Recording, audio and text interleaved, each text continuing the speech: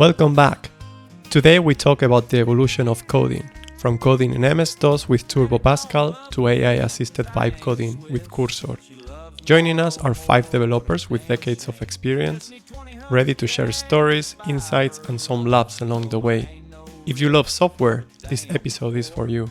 I'm Giorgio Zinaro. I'm Ivan Peña, and this is Bootstrap for Cash. Hello, Giorgio. How are you doing? Hello, Ivan. Not too bad. How about you? Yeah, we had some technical problems already for this podcast, and I feel a bit skeptical. But yeah, let's see how it goes. Today is going to be a challenge because last time we tried our conversational podcast about the evolution of AI and the future of AI was with 4 people at the same time, but today we have 5 because, you know, Giorgio and I love challenges and make our life miserable. So, so yeah, let's start with introductions. Today, by the way, guys, I'm more prepared than last time. Last time we had a miscommunication issue and I was expecting our guests to introduce themselves and then they expected me to introduce them and I was not prepared. But today I am. So let's start with the usual ones. Mauro Foresti, graduate electrical engineer by the ETH Zurich and PhD in Biomechanics by ETH Zurich as well, and now chief architect in the financial industry, helping banks to migrate to the cloud. And is it also are you using AI already, Mauro? Well, on a private level, but not with the client, not yet. Not yet, right? I mean, there are talks about it, but do you think, are they ready for it to migrate to AI? I mean, most of the banks or many banks are still migrating to the cloud. So, I mean, you know, banks are banks. So it's like everyone wants to be different, and actually they are. But because some they like to play around on their own, some they go to professional services, some try to use it, some don't even think about it. mm-hmm. And also what I see, a bank is very heterogeneous in themselves.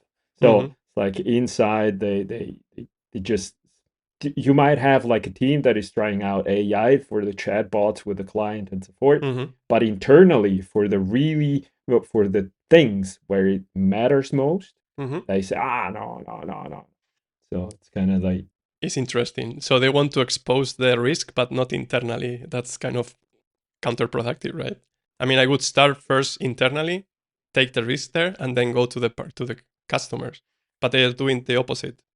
yeah, but yeah, kind of. But you also have banks that's already using it, like for example for KYCs and stuff. Mm-hmm. So, okay, that's interesting.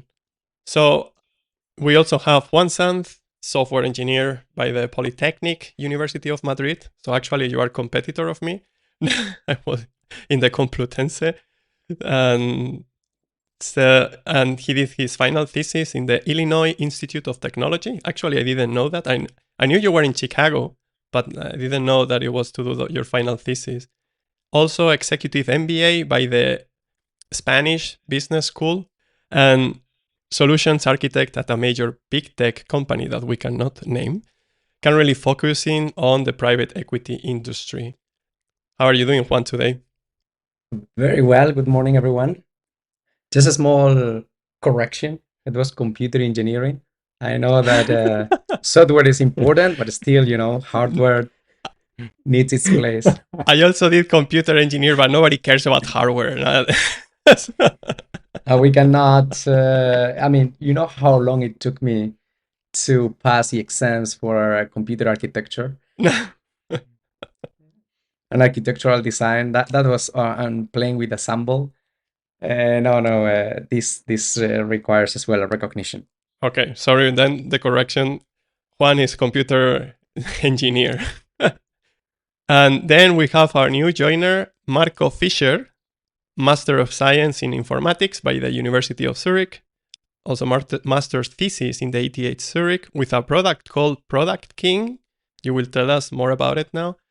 Solutions architect also at a major big tech company, actually it's the same one, currently focusing on the telecom industry. So Marco, what is this ProductKing thing? Hey guys, thanks for having me. Good morning. This ProductKing thing, it doesn't exist in the real world, unfortunately. good. So nothing that had great success. It was something about the product loyalty. An innovative thing, we try to get customers to use products. Let's say in Switzerland, you use these Rivella and Cokes, right? You have these tabs and you have a code to enter. We wanted to change that drastically and actually use what customers buy and incentivize them to kind of get points and buy more of the products and get also the companies to actually build plans around products itself, because products nowadays you buy them on various areas, right? In a small shop, in a kiosk, in a supermarket. But usually the e-commerce shops or the commerce shops try and get you to be like you're a Migro fan, or you're a Coop fan, or you're a Denner fan or Aldi fan. But actually we try to switch to make you a product fan, right? And wherever, it doesn't matter where you buy it, you should become a product fan. Okay. Like I love Coke, I love Rivella, and you get points by buying them no matter where you buy them. And you get points overall wherever you buy it. And not just you get points by Coke or Migros. But it sounds interesting, actually. Why it didn't work out? There was a prototype. We did some releases with maybe 100, 200 users. And then I finished my thesis, my master's, and I went to Banking. So banking, exactly. I went to make money, or I hope to make money. I didn't pursue it. Maybe it was something. Coop actually was quite interested back in time. Also, we would have had the opportunity to try this system in emerging markets where their shop systems would already be directly integrated with the app. You get already the data. Once you buy it, you already have the data, and you get instant notifications by the product what you bought. Do you know that right now, Giorgio and I hate you so much because you had a product that had attraction for a customer, a big customer actually, something that Giorgio and I are struggling with daily now, and you went to banking, to corporate. So now you could be rich, but yeah. Who knows? I had many more other ideas, like things that other companies tried, and I hate them because they were successful, like car sharing apps, Carvolution. I had that idea 12, 15 years ago already, like sharing items at home, stuff like that. Many ideas I had, I never actually went through. Also, Uber idea, I had that 20 years ago already. I said, like, why do I need to go myself and sit in the car myself, right? Why I cannot just ride share with someone else? But yeah, I never built it, so there we are. Yeah, the car sharing thing rings the bell, Ivan? It rings a bell, yes. Fucking COVID. Okay, are we ready, guys? So today's podcast is about the evolution of coding. That was a proposal coming from Juan and Marco, actually. We didn't come up with it, and thank you for that. But we had to prepare the script. So are you ready now? We are going to start with the first section. It's kind of like a warm-up section with some questions. And yeah, feel free to take some time to think about it if you need to. And yeah, let's go with the first one. So how many years have you been coding? Let's start with our new guest, Marco. How many years? Maybe you need to define coding, or at what level of coding. But I would say definitely in the 2000s I started, or even a little bit before. I got interested, but I wouldn't say it's coding. That was rather maybe scripting a bit and hacking stuff together that it works, and like Microsoft Front Page or Dreamweaver, Flash stuff. So it wasn't really coding. You were doing CSS. Yeah, exactly. Not really coding. Almost getting there. And maybe proper coding or first coding as well, like shell scripts and stuff. And then I would say I think the first programming language was definitely Python. That I learned a bit more properly.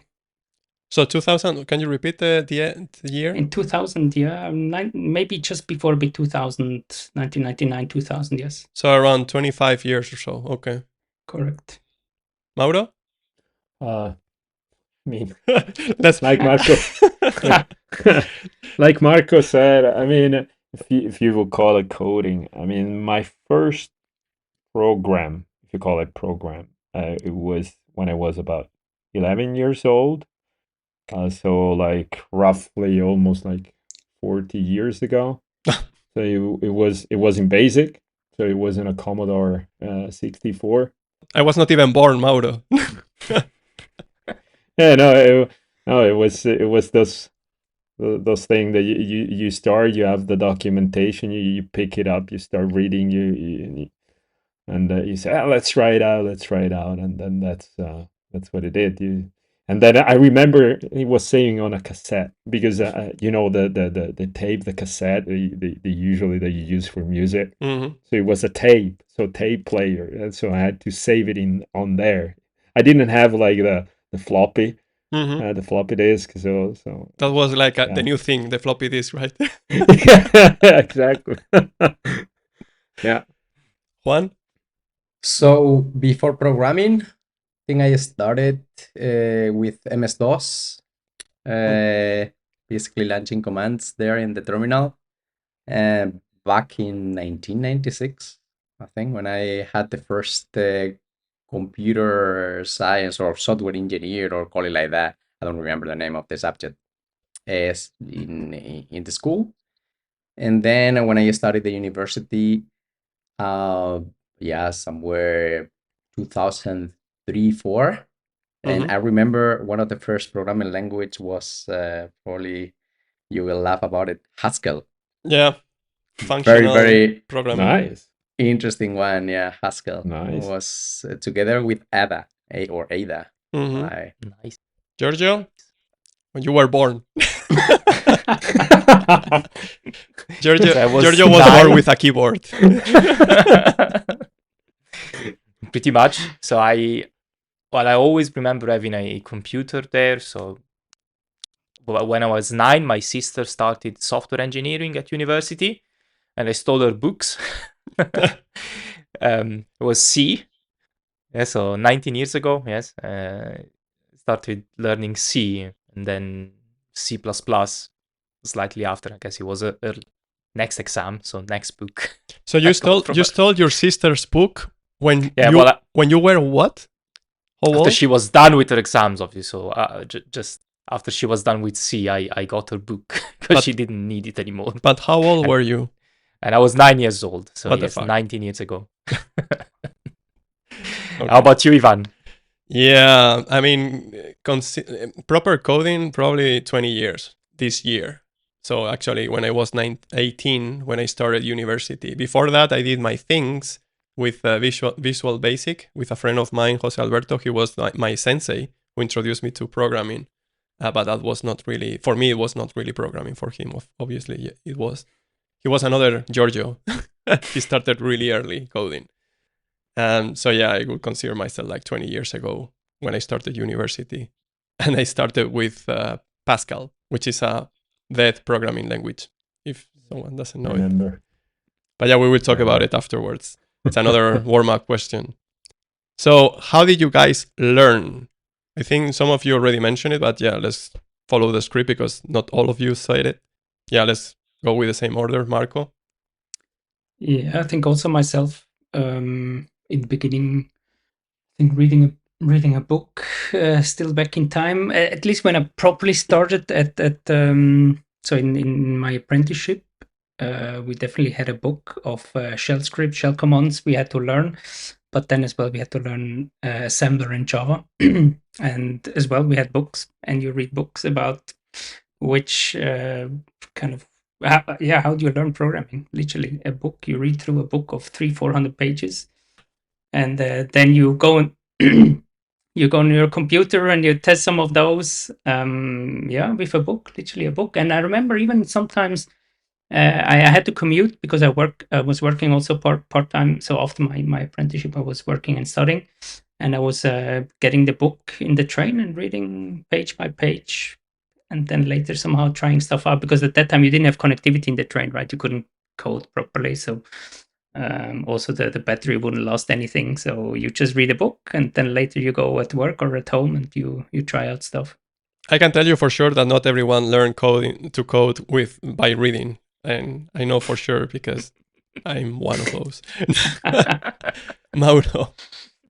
Yeah, for me, it was really also, back then it was also with the book, with the documentation. and then later on it was, yeah, of course you get from the documentation the ideas and the syntax and all the stuff, because then otherwise it's like, I don't like to just like trial and error from the start. I mean, I need to have like a basic start, to have the basic, to have the Lego pieces to build. And then after that, it's more like to really learn.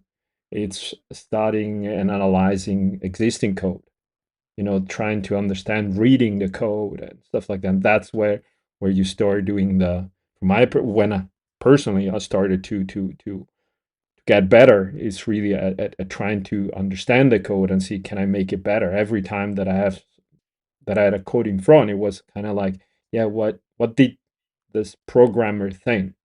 And that's I mean, that's the programming language. That's how I learn also language, imitating the others and trying, when I hear somebody say something, and then I just try to imitate and try to understand and analyze. And that's the same thing with programming.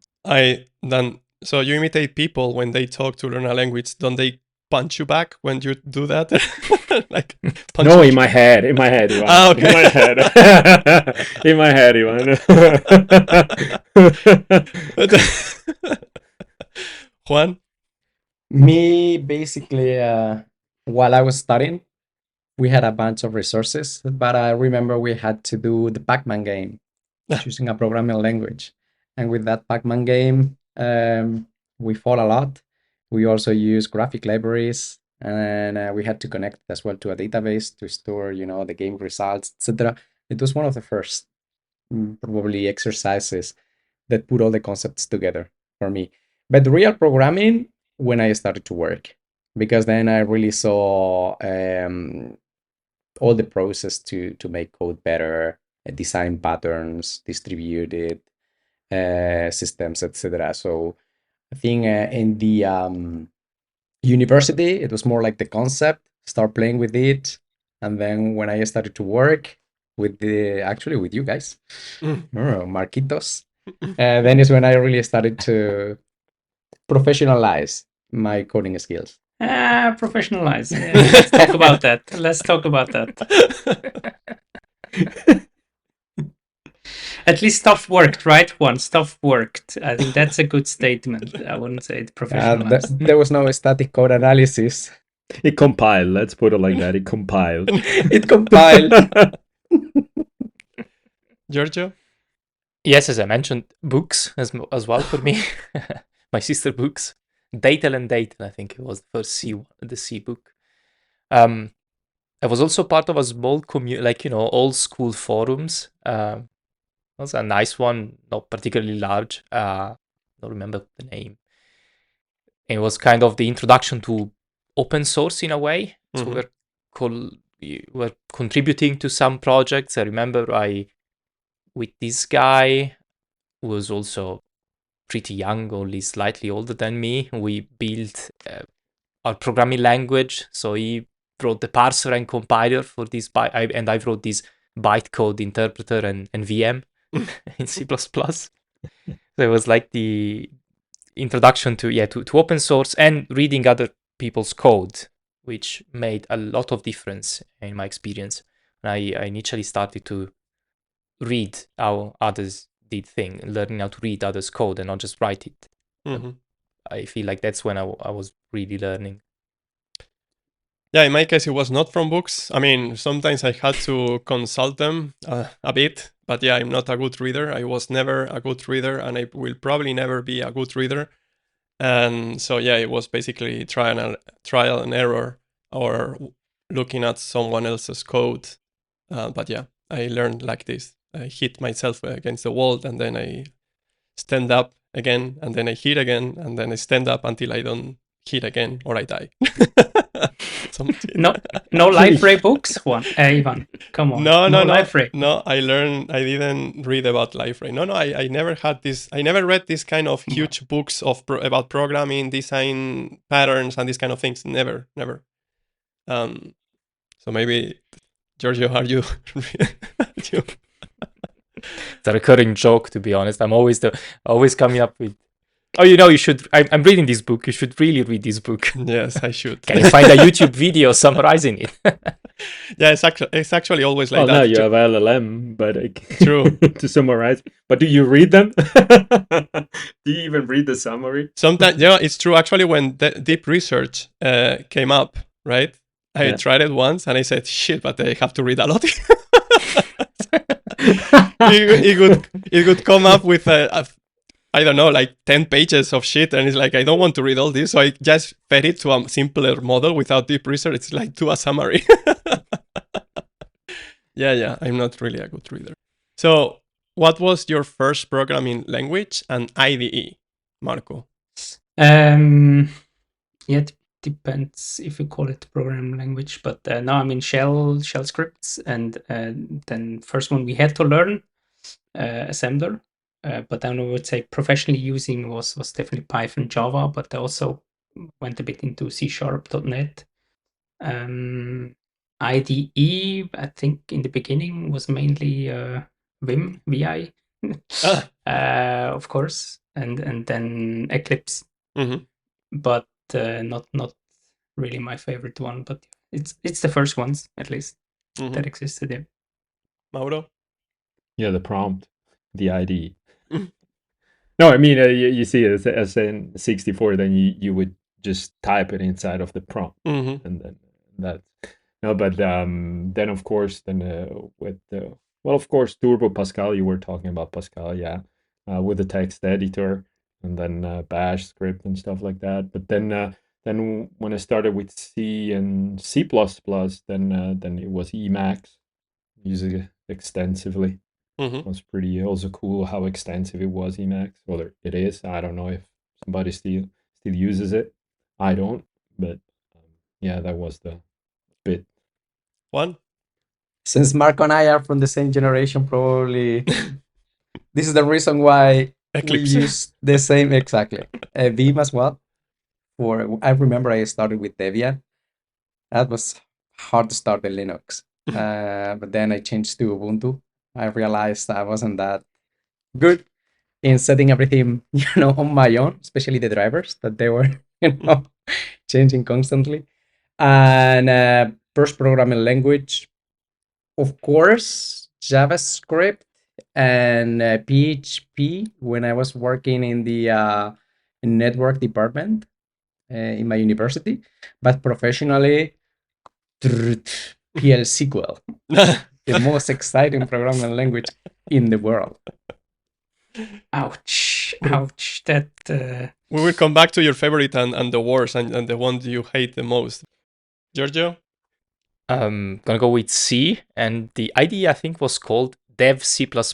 It was on Windows, and it was a nightmare using C on Windows and refusing to use Visual Studio for some reason I forget about now. Probably was too expensive back then. I think you had to pay a license. I think so. I was a kid. I was 9. I couldn't afford it. Yeah, of course. Yeah. Since you steal the books of your sister, you could have stolen the car of your father or your mother. Juan? Yeah, for me it was so when I started hitting the keyboard, it was with Visual Basic, and right now I don't remember the name of the IDE, to be honest. So I would go with Pascal, and of course Turbo Pascal was the IDE based on MS-DOS, right? So yeah, it was a bit of a pain, but yeah, you need to learn dirty, and then you learn the good stuff, right? And what are your favorite programming languages and IDEs, and the worst? Let's merge the two in one. Marco? So currently, your favorite programming language? I don't know. Very honestly, I stopped caring a bit. Because the LLMs do it for you, right? Thank you. Thank you. I didn't want to say it, but well, yes. I know the IDE, right? It's called Keto. No, but programming language, at least I still think I like Python. I liked it, and I think I still like it. So I think if I would, or let's say before coding assistants came along and so on, I was writing mostly in Python, otherwise maybe Java. and I still like it. So let's say if I let something get encoded, I would still try and push it to use Python, kind of if it works for that use case, right? And yeah, currently the best IDE, yeah, you mentioned it, or it's one of the best ones, or it's a good one. Kiro, that was just recently launched by Amazon, an agentic IDE. But very honestly, on my laptop, I have maybe 5 different ones installed, and I'm happy to test new ones, other ones, see what they offer. I'm not so picky yet, and I'm just trying out new things. So if there is another IDE launched tomorrow that says this is the big new thing, I will go and test it, right? But also, I'm not developing software for production grade, so I'm doing pilots, POCs. So for that, I think you can just also switch around and see what it does and generates. Of course, if it would work professionally in an enterprise environment, then you're more bound to what they force you to. Yeah. But still, I would use coding assistants. Yeah. And the one that traumatized you the most in your past, which one? Yeah, Juan already mentioned it. Programming language, definitely PL SQL, that traumatized me a lot. But maybe also good because it pushed me away from that world, and I said, okay, let's try something new, and that pushed me into the front end world, right, with Angular at that time, and then React and JavaScript and all of that stuff that I think otherwise I wouldn't have learned. And the worst IDE, actually, if it's an IDE or back in time, was Microsoft Front Page, like WYSIWYG style, right? You actually design something, it creates code, and then you edit code, and it's like messing up the stuff. Maybe one of the worst ones ever, but not sure if you should call it an IDE. Mauro? The prompt? No, just kidding. That was your favorite. Masochist. No. It's, the prompt. I mean LLM prompt. Okay. No. No, this time the LLM. No. Just joking. Just kidding. No, I mean programming languages. I mean, I remember also Giorgio once. I remember that he said, "You know a language when you start to hate it." You know, and so, I mean, I don't care about the language in a way. So I like solving things, and then I choose the language that I mean, if I know that and I have time to learn it and to deep dive into it, then I choose the language that fits the most for the purpose. Sometimes I like to try out, as Marco was saying, try out new things, and so, but in a sense, so what can I say? I don't know. I like many languages. I don't know, Golang. I like for its simplicity, but I like Rust for what you can build and how, safe you can program, but it's a pain in the ass. But still you like it. It's kind of like, but also Python. You can be so fast and so forth, but then you hate it when you need sometimes to debug it or the formatting style and stuff like that. So it's like it's like there are many. Every language has its facet. I mean, it's characteristic. So I don't know. I just like to solve the problems. I don't care. Give me something. So you like them all and hate them all at the same time. Yeah. I mean, even assembler. Like I liked it when I implemented the FFT on the friggin' DSP. It's like, but you like what you solved. It's like then you don't care about the language. Because you bitch about all the language. When you need to debug, you bitch. You don't care. It's like you always find things that you can bitch about. You're always bitching about JavaScript. No, I mean, no, JavaScript deserves it. Come on. And IDEs, I don't know. It's as Marco said, I like to try out new things. Last week you made me try out Kiro. I liked it. But in the end, in the back end, in the back, you have Visual Code. So I like the simplicity of Visual Code. But I like, for example, a lot the IDEA products. I mean, I feel so safe somehow when I use them. It's like they're big, but it gives you, I don't know.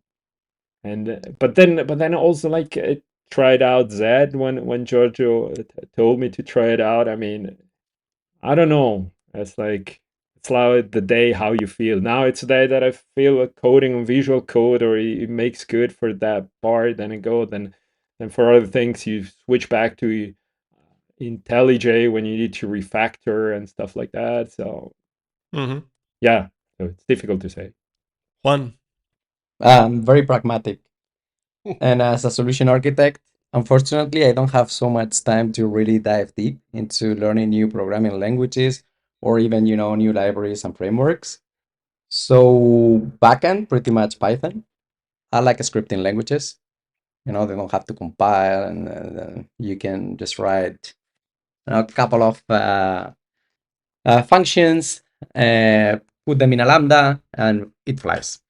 And frontend, since I started to work with you, Ivan, I think in the startup, we played with some frameworks, and I think React is the framework I feel more comfortable with.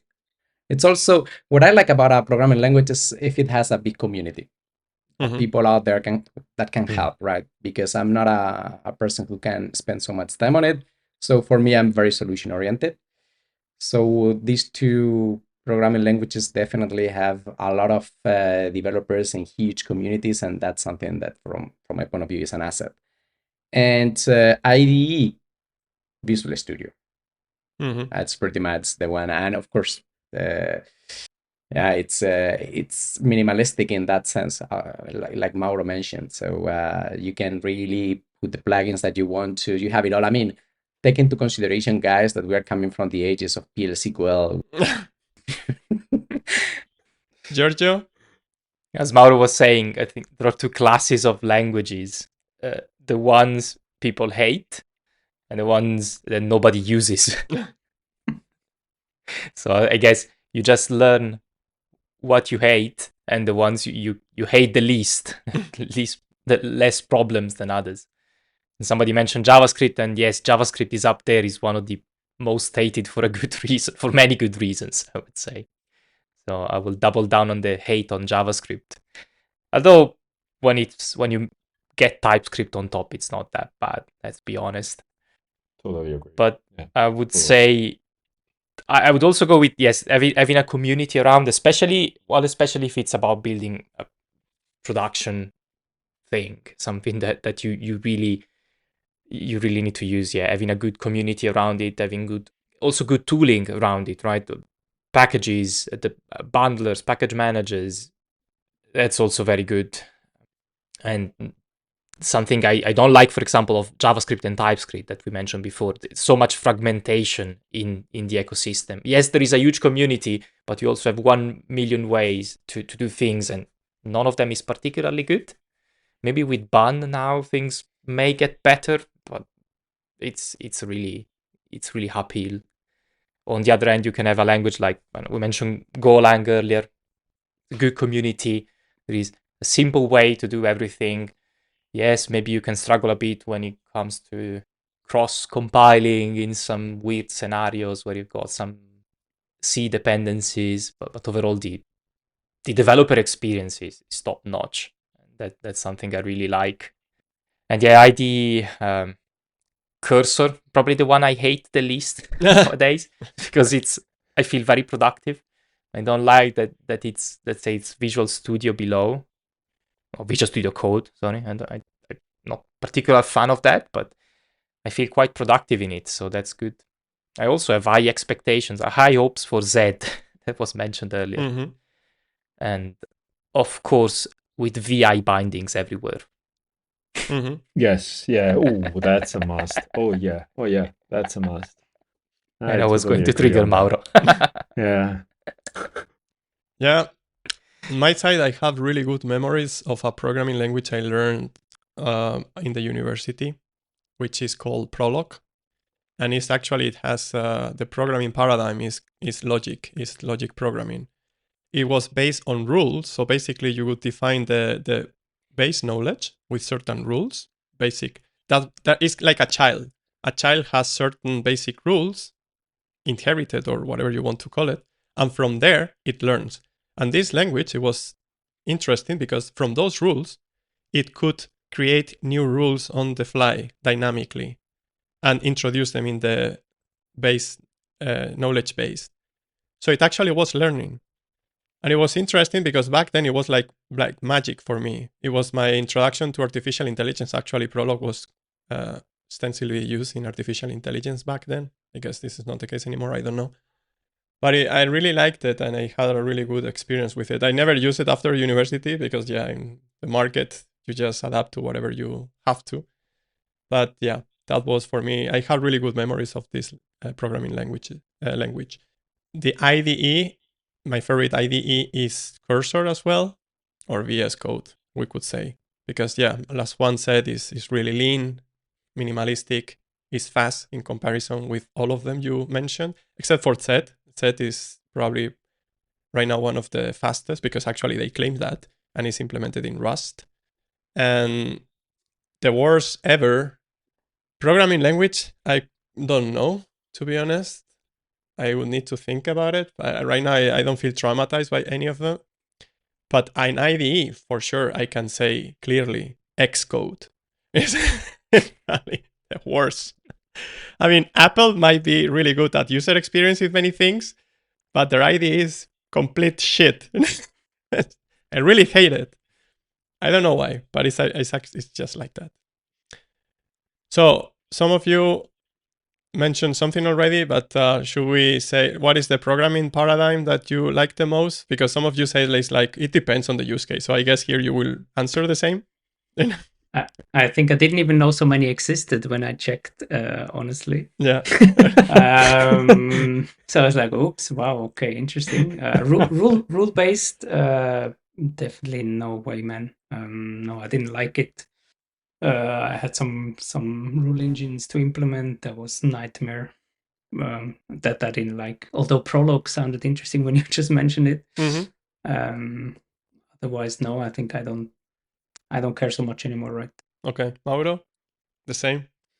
Yeah, the same. Although I mean, it's like, nowadays it's mostly imperative programming, of course, that you find around. But I like a lot declarative programming as well. Like really like also the functional stuff and the reactive part, and then of course reactive part. Then you go towards more like say distributed computing and stuff. So distributed programming. So for distributed system. I mean, that's interesting. That's interesting stuff. Communication between each different part and spreading it out and stuff. Yeah. So like when it gets like dynamic, fun. Mm-hmm. Yeah. Juan? I think like Mauro, event driven, definitely. So you can use design patterns like DMC and model view controller. So that MC. And as well procedural, because it's quite simple and it's clear to understand as well the code, which is an important aspect of it. Some part of the code, legacy code. Let's go to the typical COBOL and PL/SQL code that was written 40 years ago. I don't even know. I mean, this could be actually one question. If AI will ever manage to understand what was written 40 or 50 years ago. Giorgio? We say all programmers should learn some functional programming because it makes you better at all other languages. And another thing I particularly like lately is, let's say, I'm not sure if you could call it a paradigm, but let's say the actor model of Erlang and Elixir. I've been getting back into that lately. And you dragged me into it. So if for everyone out there, we are building one of the tools we are building called Insta Replies. It's implemented in Elixir. And Giorgio... Phoenix. In Phoenix. And Giorgio dragged me into it. And I was like, come on, man, I'm already 40. I don't want to learn new programming languages. I've been doing that for many years. But he got me into it. Pretty cool. Because it's particularly good and reliable when you need to deal with, let's say, near real-time systems, highly reactive real-time systems. And this is a form of a sort of a chat app. It's a particularly good fit. Of course, you could use it for many other types of web apps, and many swear by it. Again, I'm also a pragmatic person, so I would use whatever as the best support for what we're building at that point. But for this thing, I think it was a good use case. We had another system at a previous startup. We're building a real-time hub, moving around, again, chat messages, but also market prices from the exchanges, and it was a perfect fit, very reliable, and in my opinion, very, very simple to model, and very, very simple to handle eventually, to operate. In my case, I will explain my transition from imperative language programming to object-oriented, which was going from C, Pascal, and so on to Java.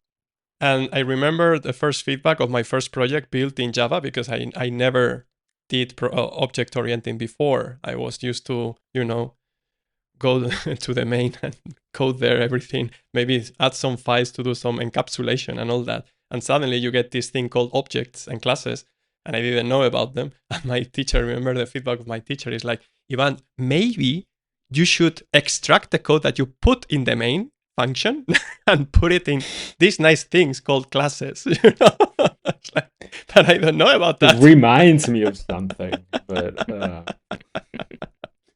and then I realized that object-oriented, it was all about encapsulation. You could encapsulate even a button, right? If it had some kind of functionality on top of the standard button coming from the library you're using for the UI, right? So I didn't know about that back then, and I put everything what I knew, right, in files and functions and all that.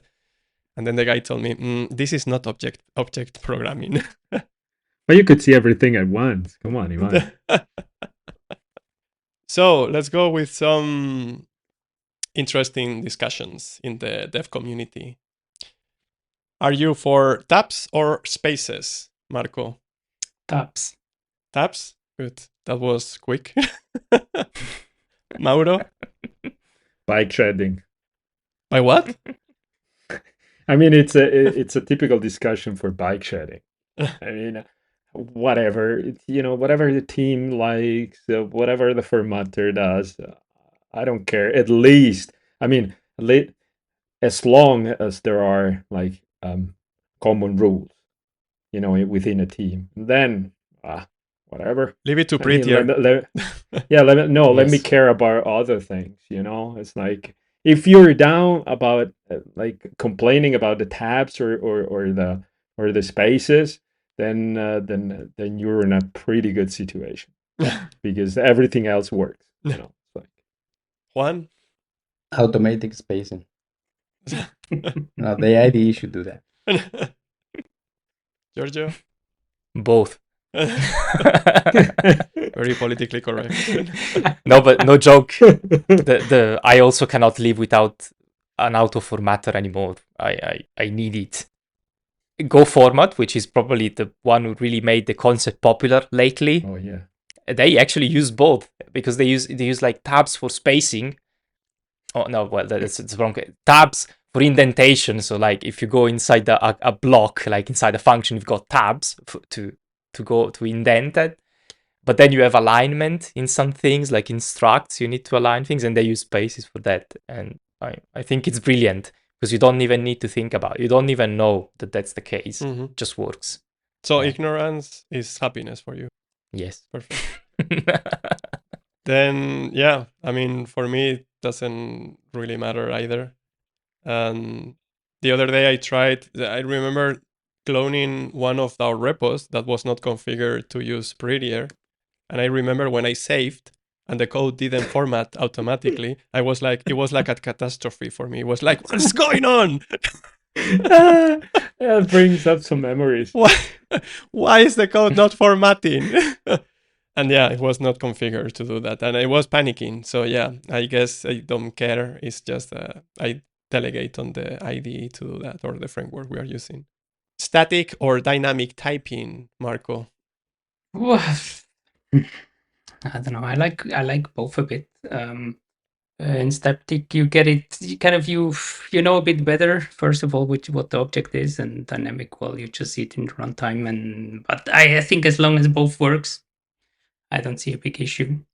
Mauro? Likewise, it really depends on the. Of course, for productive code and stuff, I mean, big productive code probably more inclined toward static typing, but depends of the situation. Juan? Do I have to debug that code? No. What's that? What's debugging? If you had test, you don't debug. I think that's the question, right? If I have to debug on, the code of somebody else, then definitely static. Do you have code that you don't have to debug? Oh, you're lucky, man. Oh, no, I mean, you can be the producer and not the debugger. Giorgio? Static. Agree. And also, nulls should not exist. Yeah, I remember some crazy debugging with Python. Yeah, that's some fun times. It's like, what the heck is that? Oh, okay, no, it shouldn't be that. Okay, so. No, I agree here with Giorgio, actually. For me, it's a static, like hardcore static, because otherwise it's a nightmare. And you can do, people are crazy and they can do too many things in dynamic typing, like JavaScript, right? So yeah, I'd rather have it static. So we are on the same field. Backend or frontend, Marco? Oh, come on. You cannot say you don't Both. care. Both? No, somehow both. Really? You didn't both. you didn't do much frontend. It's a nightmare. Yeah, you let it get generated and you don't care about the front That's end. true, yeah. No, I think both. I never saw myself as a backend engineer or front-end engineer, or I don't know. No, I think I like to understand the full, let's say if it's a web application, right? The full stack. Did you know it from where starts the interaction of the user and how does it drill down into the backend and databases and middle layers and all of that? So I always prefer to know the full stack. I'm not a full stack programmer, but I always like to understand the full stack. Mm-hmm. So then you still need to understand a bit the front ends, right, and everything in the middle. Mauro? Both. They are different way of seeing things because you have different challenges, and so you have a different approach. And I like both. I actually like both. And as Marco said, if you need to build like a good backend also for a front end, you need to understand the front end, and the front end that fits to the backend, you need to understand also what are the challenges of the backend. Juan? It's important to know them both.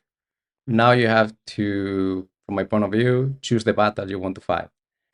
So from my point of view, backend. Front end, I had the experience already, and I think front end engineers require a little bit as well of psychology, user, experience, design, certain styling skills. It's complex, and you always depend on frameworks that are changing constantly. I don't know how many frameworks are available out there, the debugging tools and obviously CSS, which is like very interesting framework to work with. So I think backend, you just, as an engineer, you focus on the logic and on the code, and it simplifies some aspects. You don't have to think so much about human psychology, and that's something I like more. Giorgio? Yes, I go also with backend is my comfort zone, but I know I need to get out of the cave and do everything. Yeah, Juan? I agree with you and Juan completely. It's like front end nowadays it requires psychology, and I'm not a psychologist. And in general, IT people are far from understanding human psychology. And that's why I guess they work with machines, because it's much simpler. Oh, come on. I mean, we're humans. You're basically saying IT Especially people nowadays. are Nowadays it's brain different. It's dead. different because now machines are thinking like humans, right? Because they're trained with their data. So Oh, they imitate. they the thinking imitate, of yes. human. Yeah. But yeah, I still feel more confident on backend. Although, if you're a person that really needs satisfaction from getting feedback from people, you must really go to frontend, because if you do backend, nobody will give a shit about what you do. I mean, the whole system might be working because of you, might be stable because of you. Just some rando guy comes up with some nice UI with some colors, and he will get all the good feedback from the managers and so on. So if you really need this satisfaction or feeling accepted by your community, then you should go to frontend and forget about backend, because it's a really frustrating thing to get feedback. So do full stack programmers exist, Marco, or are they like unicorns?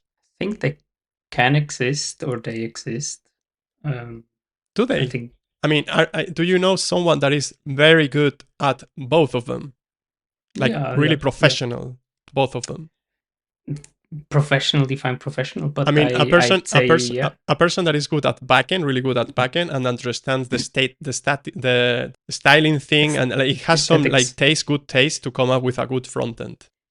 Yeah, I think so. Yeah, definitely. Okay. Yeah, good to know. I mean, there's not many, I would say, right? that I agree, but they exist. They definitely exist, and I think you can turn yourself as well into a full stack programmer. So maybe even Giorgio in some months' time, some years' time, we'll see you there. No, but wait a second. I mean, I think, aren't you mixing a bit the things? I mean, when you say full stack programmer, does it mean that you need to be also a UX designer? At least to know the basics. Yeah, but then those we guys have it. We did it. So all of us. I mean, come on. Don't say your web page or even the. I mean, we've built those front ends. Come on. I mean, don't sell yourself below the what you are. Okay, you're right. You know? We can do them, but I hate them. And but yeah, I meant that at least you know at least you know the names Cupertino and material design. At least you know those. No, but come on. How many times? Come on, Ivan. How many times have we gone through through material documentation and the Cupertino documentation to actually build a friggin' view? How many times have we checked it? Come on. Don't sell yourself below. No, we did. But I'm going to create some controversy here with our listeners. Maybe we lose some by saying this. If you are listening to this and you believe that you are a front-end developer and you don't know about Cupertino and material design, at least you know the names, then you should think about it. Because maybe you are not a front-end developer. Juan? I think, Node.js framework enable front-end developers to believe they are backend as well developers. So probably, yes, in a certain way. So, but it's I think it's difficult, especially now that AI is getting more and more used in code generation. I believe, and this is my personal belief, frameworks are gonna even evolve faster. Probably a specialization will be more required. Although I think it's also a matter of what we mean with a full stack developer. I mean, of course, everybody needs to know how to build backend, how to build mid, and how to build front. Mm-hmm. But when you want to build something productive, it's difficult to keep up with everything happening in both sides of the spectrum. I don't know how things will evolve. So I'm not convinced either way. I think half and half. Giorgio? It's not a category. It's not a way of distinguishing developers I like very much. Full stack and front end versus back end. I don't like it much. There is a distinction I prefer more. Maybe we should link it in the podcast description. I think Postdoc popularized it. There is this idea of product engineering and software engineering, and I like that more. The distinction is not that harsh as it is with backend versus frontend. It's not that here is the API and here is the frontend. And at the same time, it covers even a larger part of the spectrum. So you have some engineers who are more focused on learning about a real problem they're solving. They have a customer obsession and they want to learn what the problem is, look at the data and build something that is really solving a problem, which usually includes a really good, a delightful user experience. But as we said, it means also understanding the system and the data and creating prototypes. So that's a product engineer. And this could be what we call the full stack. And at the same time, there is also software engineers who are particularly skilled at making the system run really well and really understand the ins and outs, why something should use a specific algorithm instead of another so that you're not completely wasting your infrastructure. But again, obviously, they need to work hand in hand. And that's a distinction I like more. This idea, however, that you can have somebody who just does everything, I think is just something just management wanted to save money in big companies. Mm-hmm. For the next question, let's try something. I'm going to formulate a question, and I will count till 3, and I want you all to answer at the same time with yes or no. Okay? I don't know how will sound in the edit afterwards, but yeah, let's give it a try. So here we go. Does knowing CSS, only CSS, make you a programmer? Wait. 1, 2, 3. No. Yes. Someone say yes. Who said yes? Who said yes? Who was it? Do you know that it's Turing complete now? Oh, really? Okay. Damn, Giorgio. But you said just CSS. That's a fair point. I think you need to have also HTML in the picture because it has to do but with I didn't the say that. interaction. Yes. Yeah, but HTML. how do you It's do a good point. CSS without knowing?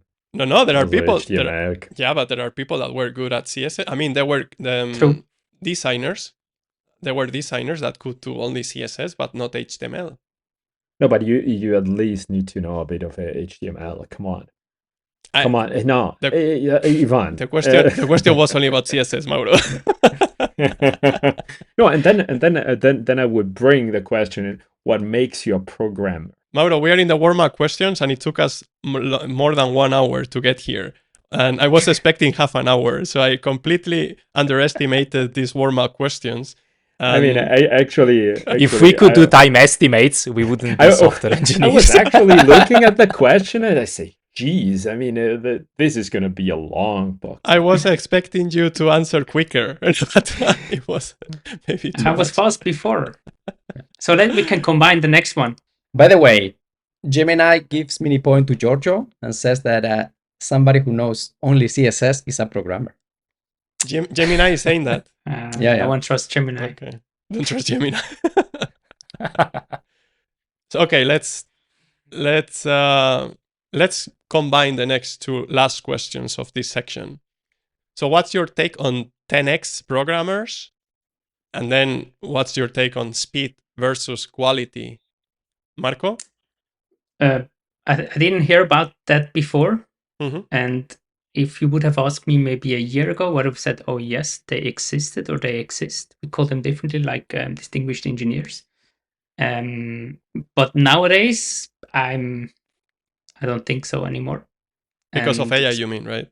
Correct. Okay. Correct. And speed or quality, for me at least, in the business we're in, speed matters first. You get something out, and then you work on the quality.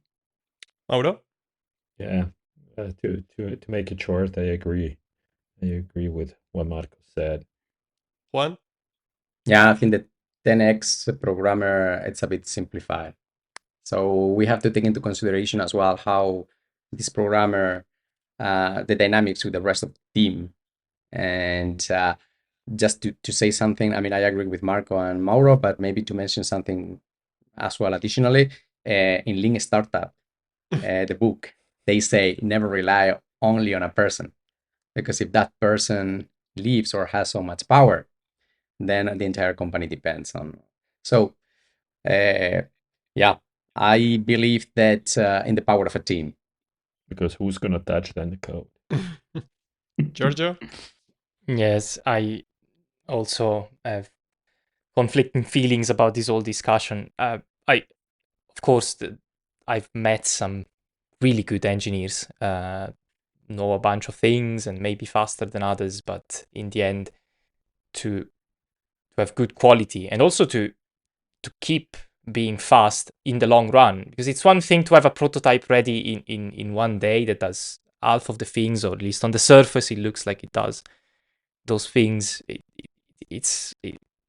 Actually running software means that you need to be in it for the long run, assuming it works, assuming you actually make it to production, of course. So there is that risk, right? So you need to balance many things, and just being fast at pushing code out is the tiniest part of it. I say there are even less people who know how to take all those all those things into account and compromise on them with the right balance. And yes, you need a team. You cannot have somebody who does it alone. So yeah, I agree with that. Even if this 10 times programmer is an asshole and then nobody can work with him or with her, with them, then why do you need one, right? At the end, it's going to go wrong in too many ways. And it's funny that most of us care about quality, right, in the past. So especially when we were working in corporate, but now, at least I feel it like quality is kind of like it's like a nice to have. No. I mean, no. I mean, I wouldn't misunderstand that. I mean, it's like it's really clear to get something that you can start with. You need to be fast. That's clear, but the quality, it's still, I mean, one of the most important things, because then, and as soon as it gets a bit bigger and stuff like that, you need to maintain it. Yeah, but the problem is nowadays, whoever in the world can go to whatever vibe code tool and in one day can come up with a product, can go to production with it and start doing money. And it's happening already. Random people Yeah, I with mean, no technical knowledge. that's, yeah, no, sure, but then your goal is just to make money. Of course, that's the goal. I mean, I otherwise know, it's for a me, hobby. well, I wouldn't. I mean, now we're getting philosophical, but like, I don't do it. I mean, what I don't do it for money. Of course, I need to have like food on the plate. That's clear. But it's not my goal to. It's like it's like when we always say your first product, you need to hate it. You need to you need to throw up when you look at it, and that means you care about quality. And that's one thing that makes you also good at your job, because you care about it. And of course, if you just do it for the money, then, I mean, I wouldn't feel happy. Let's keep in mind that you have a stable job right now. If you hadn't this situation, I think let's ask Giorgio because he has the same mentality as you. Let's ask Giorgio if he has the same vision right now of this discussion. Giorgio, please. I'd say it's a compromise, as Yeah. I was saying before. It's not that I do not care about quality, because I know users care about quality. Do they? Or at least users care about, users Swiss care made. about solving their problem. But that's a different thing. That's not quality. You can solve their problems with shitty code. Let's take, don't feel good doing that, but they're not paying us either. But let's take a look at Riverside that we were trying to use to do our podcast. I think, maybe I'm wrong because I'm not in that position, but I wouldn't feel good about selling that because it's actually wasting people's time. It wasted our time today.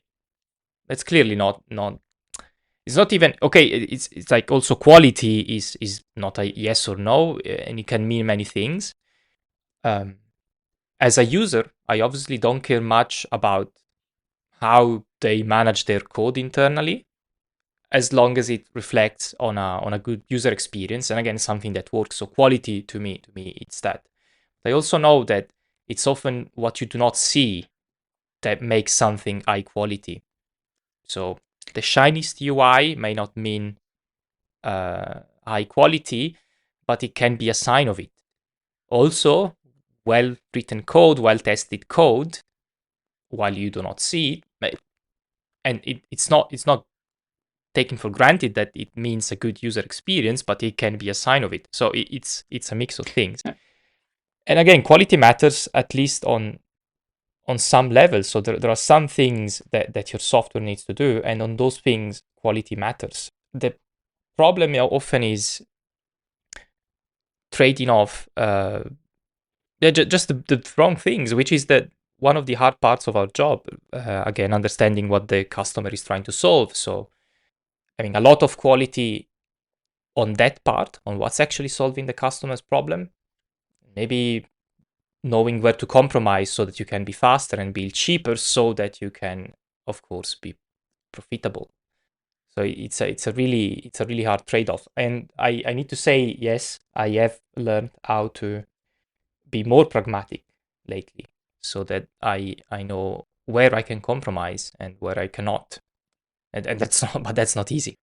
And also quality makes you in the long term, I believe, from my experience, it makes you faster. I mean, it depends where your goal is. But to arrive to the long term, you need to survive first by getting money. But I'm not saying that speed, as I said before, as also I agree with Marco, speed is important. Of course it is. And sometimes you have to, like Giorgio was saying, trade off. You have to say, okay, I throw away that part of quality. Mm-hmm. So we are done with our first section, the warm-up. That was the warm-up. 1 hour and 10 minutes, guys. Nobody's going to listen to it. I completely I didn't estimate it properly. Yeah. And that concludes part 1. Stick around, part 2 drops next week, and you don't want to miss it. Hear you next week.